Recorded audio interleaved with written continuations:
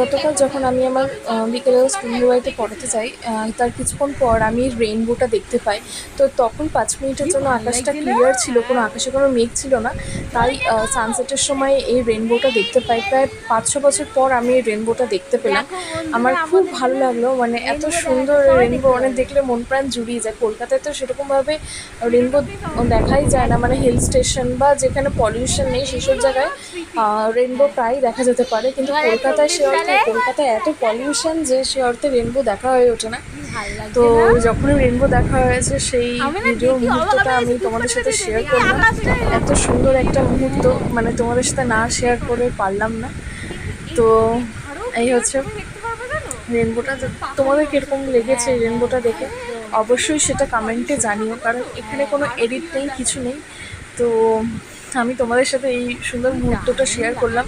তোমাদের ওই রেইনবোটা দেখে কেমন লেগেছে অবশ্যই কিন্তু কমেন্টে জানিও, তাহলে আমিও জানতে পারবো যে তোমরা কজন এই ভিডিওটা দেখেছো আর কজনটা ভালো লেগেছে বেসিক্যালি। তো আজকের মতো বন্ধুরা, টাটা। জয় জগন্নাথ।